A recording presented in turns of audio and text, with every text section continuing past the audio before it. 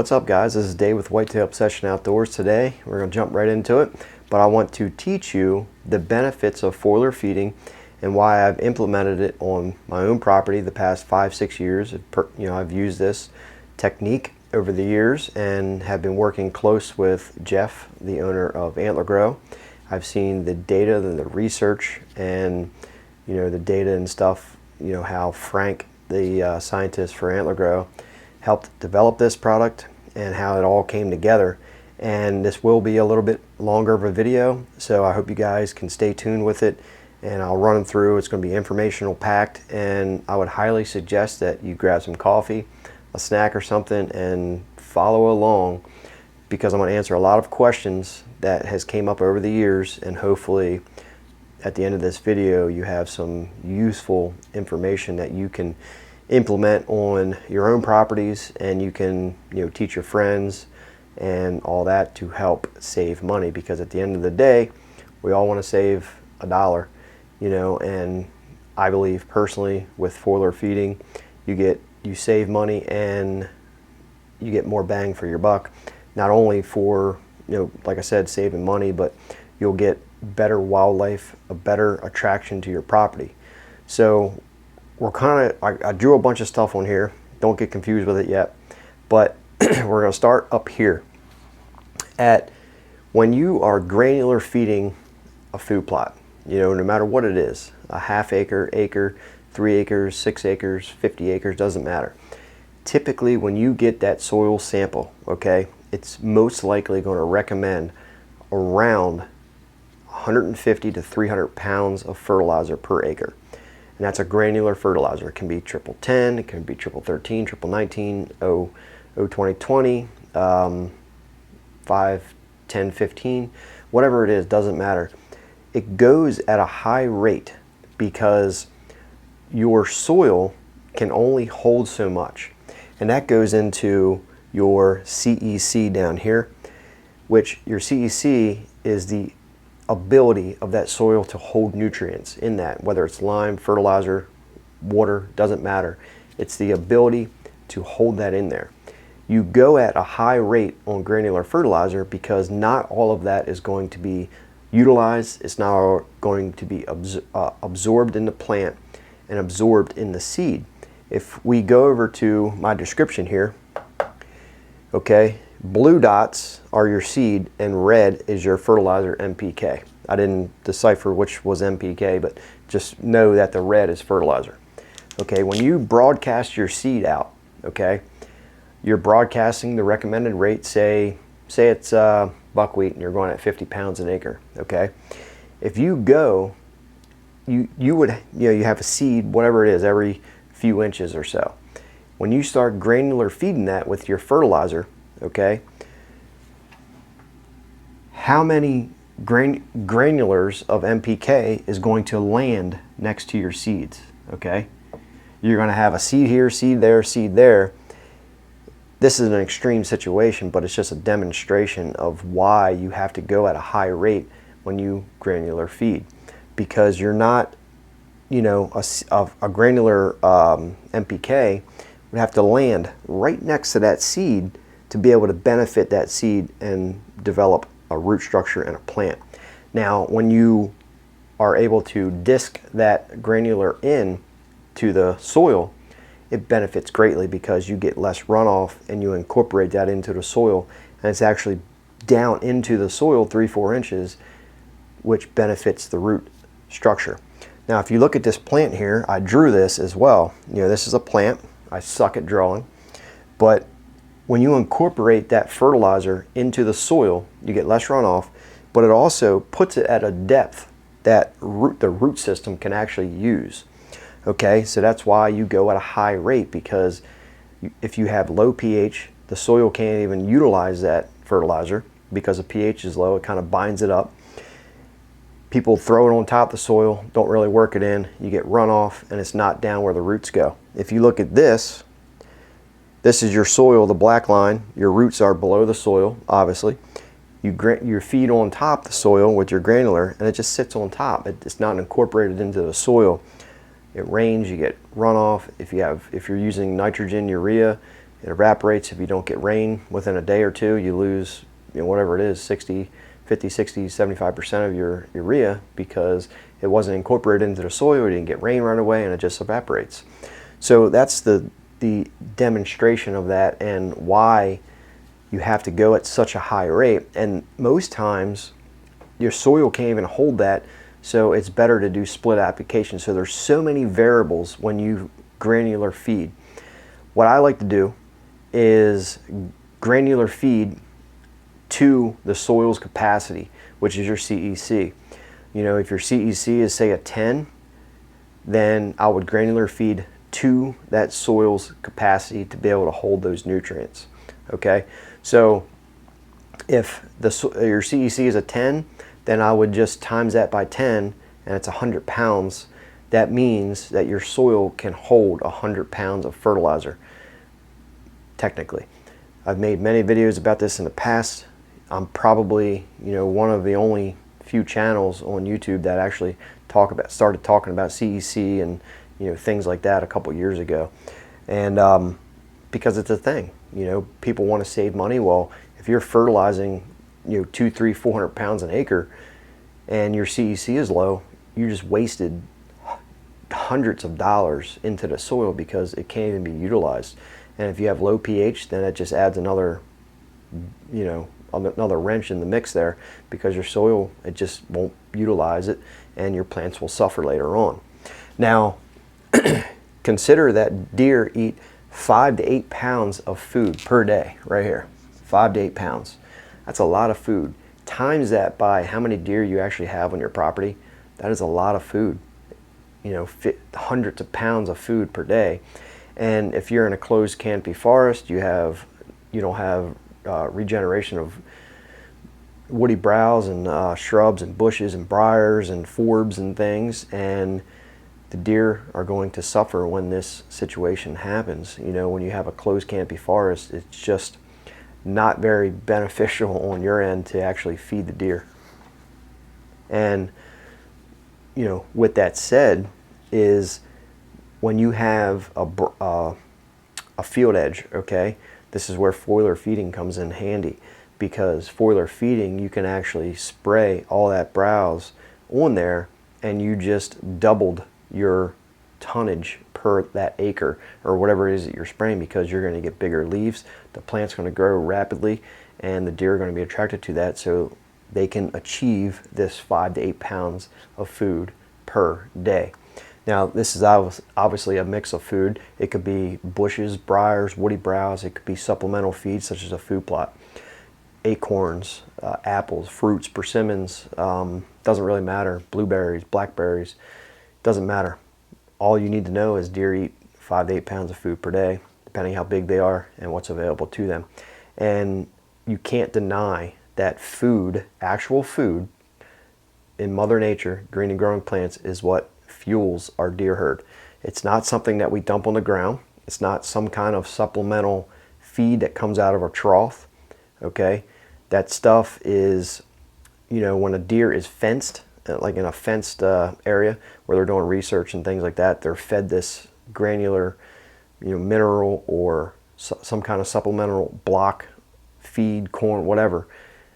They're in that. That's all they have to eat. We're talking about wild, free-ranging deer that can travel 1, 2, 3 miles, 4 miles, 5 miles during the rut.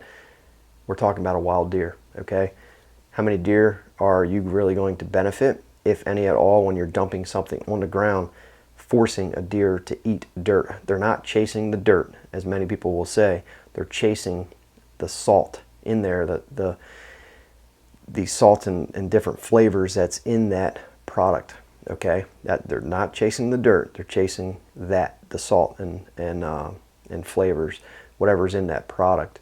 And to me, I've never personally seen a deer eat dirt. Some fawns will eat dirt for the mineral content in the soil a little bit as they're born, but as they get older, I've been hunting for 22 years, I've never seen a deer eat dirt. When you dump that on there on the soil and you work it into that soil, the deer start consuming soil, and it's just not natural to me anyway. But when you foliar feed that same mineral, that same mineral's, you know, converted into a liquid concentrate that's mixed with water, pH balance for any water, and you start foliar feeding, that things change because you're giving the plants the nutrients that they're lacking and they can't get from the soil. And this goes back to feeds plants as needed. Okay, this is very important, guys. Feeds plants as needed.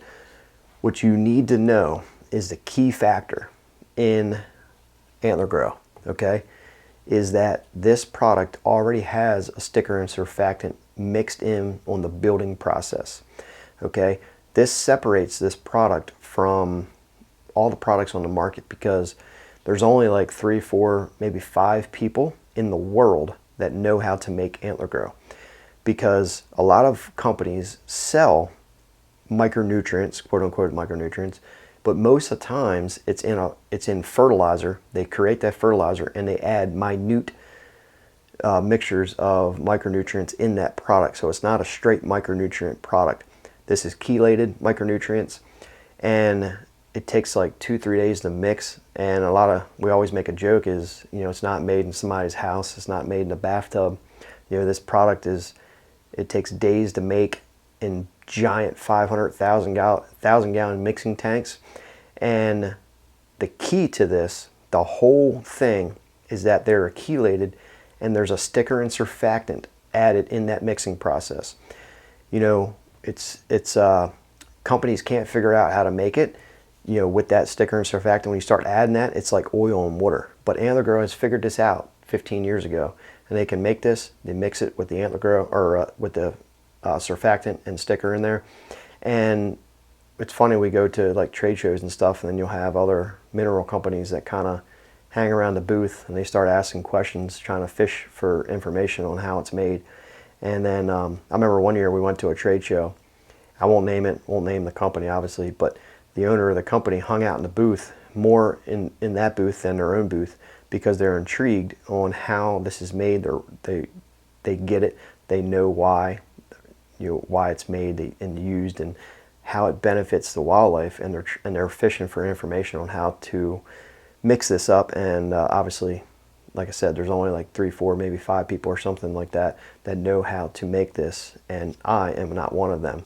I've never been told how to mix it, how to make it, but you know, in a general sense, I know what they have to go through in order to make this work, and it's not an easy process.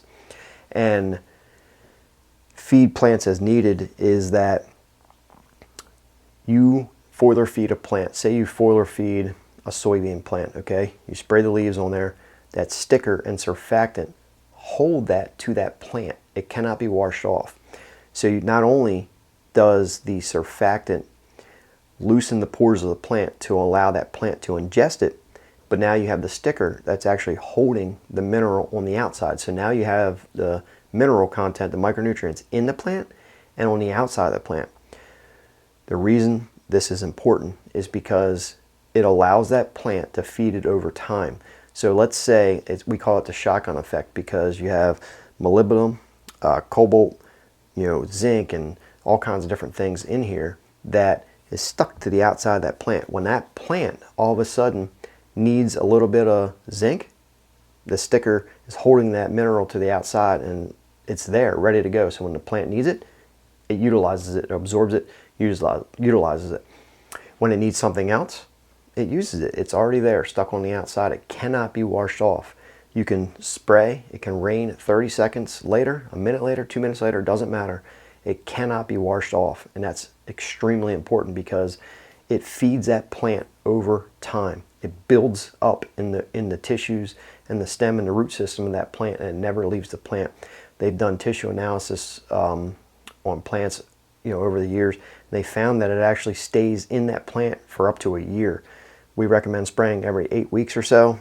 That's because it's not at a level, like it starts waning down a little bit because the plant is utilizing that, but it's not at a point where it completely leaves the plant. But now we start getting into, you know, after 2 months, after 8 weeks or so, 8-10 weeks, it starts dipping down a little bit to where we want to start spraying again so it start bouncing back up so we can feed the deer the nutrition, and that's when you get into, growing the deer and growing the plants and all that stuff.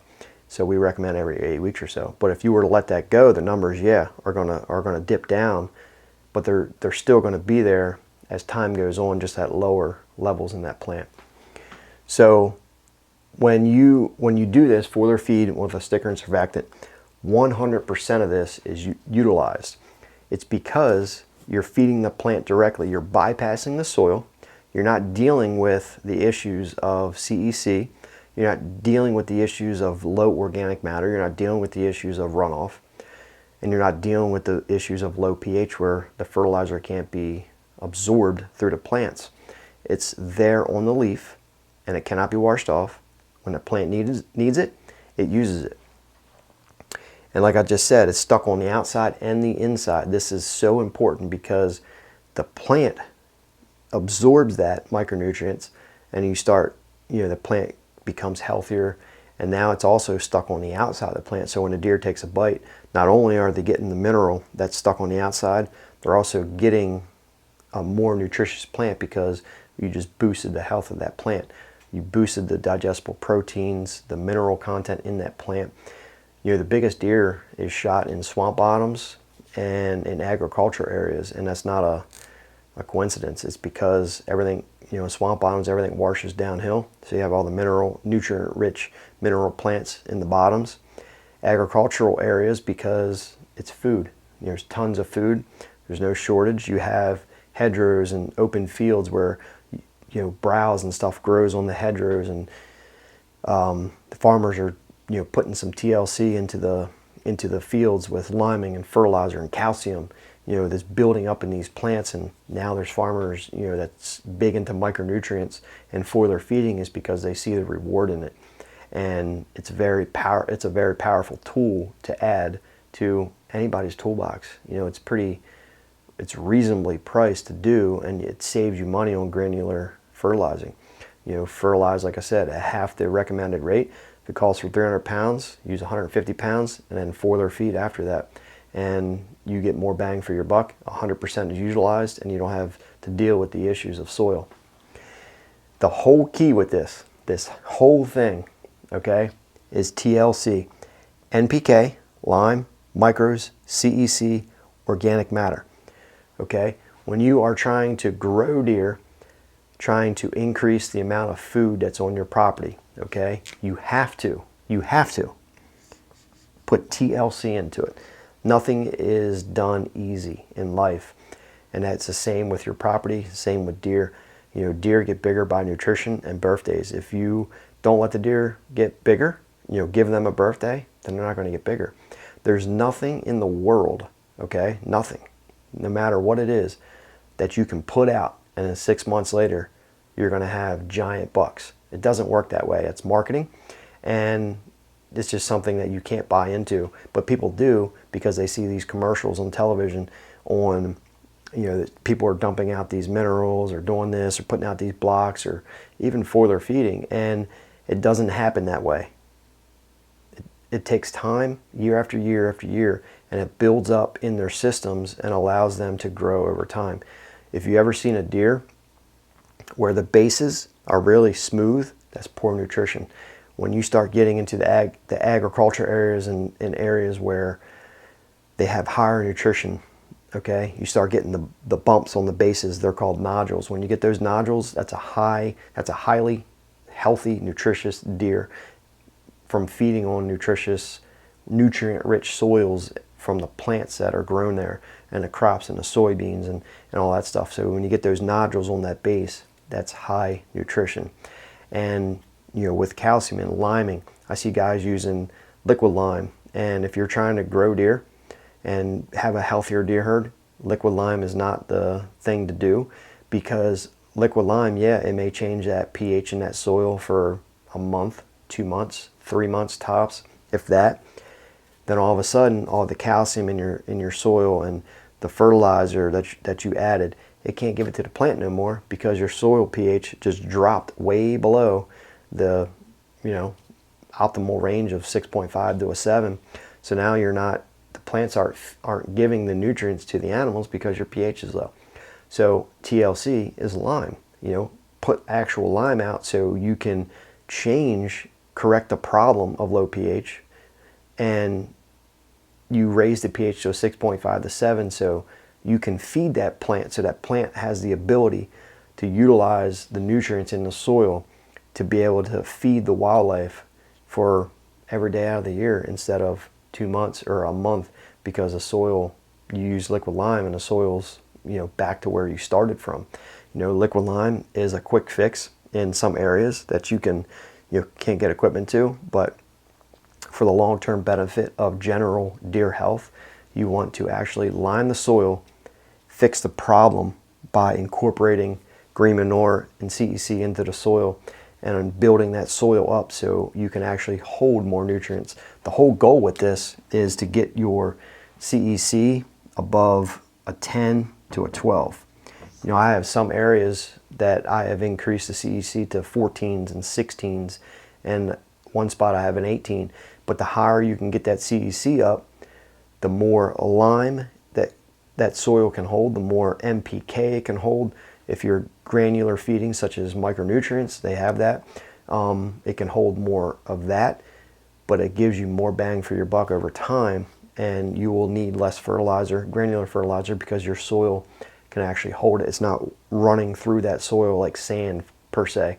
You know, when you have sandy soil, you're going to have a very low CEC. But over the years, you can correct that with liming and fertilizer and buckwheat and sun hemp and sunflowers, incorporating that green manure back into the soil. And that's what it all boils down to, is TLC into this when you're trying to grow deer, have a healthier deer herd. And foliar feeding is by far more effective than granular feeding because, like I said, it bypasses the issues with soil. And, you know, most food plotters that I see run into, talk to, deal with emails, clients, they don't put the TLC into it and still want the maximum reward, and it just doesn't work that way. When you're taking time to fix the soil and enhance the food, the actual food that's on your property, is when you start seeing the major increases in the health of the herd. And you can increase the health of the herd. It's, you know, if you're planting a little 1/8 acre, you know, to a 1/4 acre food plot, are you going to have that much of effect on a wild free ranging deer? Probably not.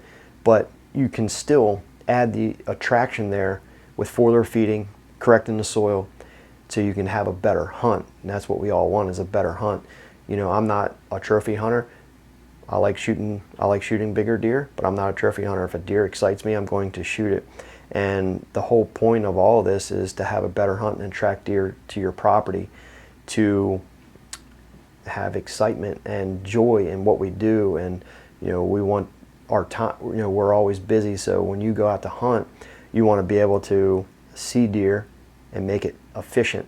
You're trying to make everything efficient so you can see more deer.